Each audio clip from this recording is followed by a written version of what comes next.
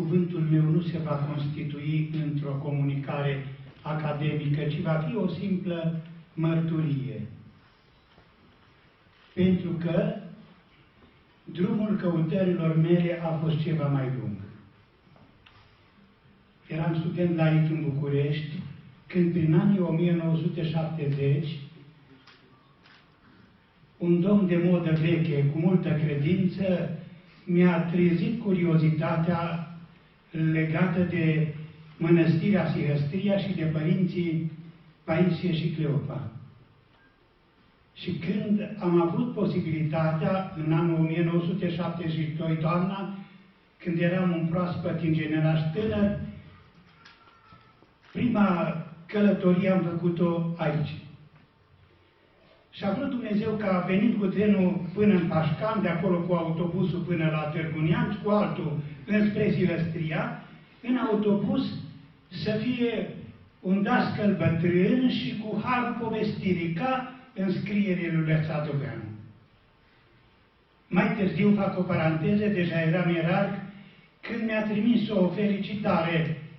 Era deja închinoviat pe undeva prin mănăstirile Neamțului, îl chema Nicolae Pârcu. Și el mi-a făcut dăscăleală de la Târgu Neamț până aici.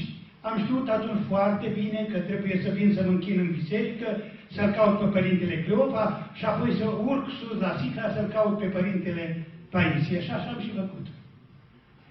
M-am închinat aici, m-am dus la Părintele Cleopa, mi-a spus câteva lucruri folositoare, am trecut pe la peștera Sfintei Teodora și am ajuns sus la Sicla, tocmai când toca de vecernie. Și cine? Părintele Paisie.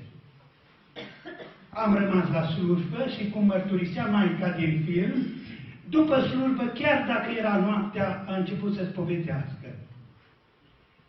Și ceea ce remarca Părintele Zaharia, Preafericitul, a subliniat o sumedenie de virtuți ale Părintelui Paisie. Maica din film pomenea de răbdarea lui cea multă. Avea răbdare infinită. De ce?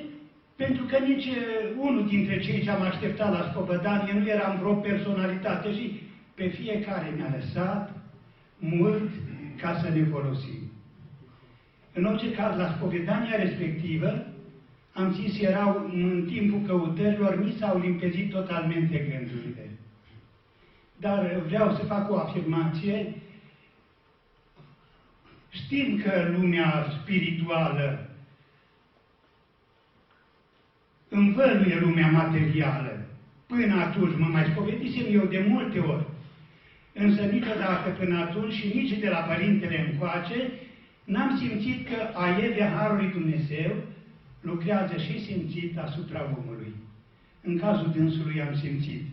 Și n-am mărturisit-o atunci cu voce tare, dar o fac acum. Am simțit pentru prima dată că am întâlnit un om sfânt. N-am mai simțit lucrul acesta de atunci încoace. Or fi mulți oameni sfinți și în România și în alte părți. Îi știe Dumnezeu. În orice caz, în toamna aceea, toamnă după toamnă, am refăcut traseul. Ultima dată l-am văzut în anul înaintea căderii sistemului comunist, venind cu protopopii din eparhia Alba Iuliei. Era deja în chiliuța de la poartă și era bolnav. Și atunci a avut răbdare să stea de vorbă cu noi. Și apoi a plecat la Domnul. Părintele Mitropolit Vasile pomenea de faptul că am putea face o paralelă între dânsul și Paisie Aghioritu. Mie îmi pare rău, sigur că putem face, mie îmi pare rău că Părintele nostru Paisie Olaru, probabil din cauza unei medegni a noastră a românilor, care nu prea facem arhive și nu prea scriem notițe, n-a avut ucenici așa de râvnitori încât să lase multe cărți scrise cu ce a spus Părintele Paisie. Eu însumi aș fi putut face o cărticică dacă aș fi avut minte bună, să țin minte și să scriu câte mi le-a spus în anii în care l-am cercetat.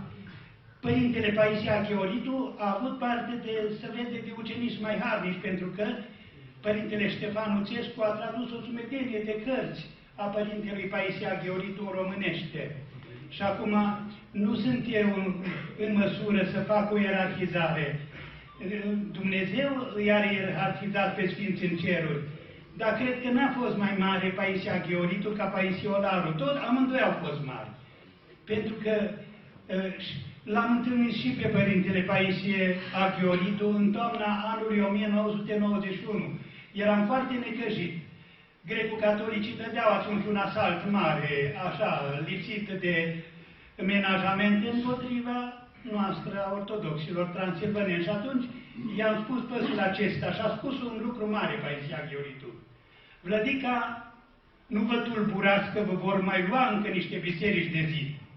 Dar biserica așa spirituală să rămână tare. Și atunci nu are nicio importanță.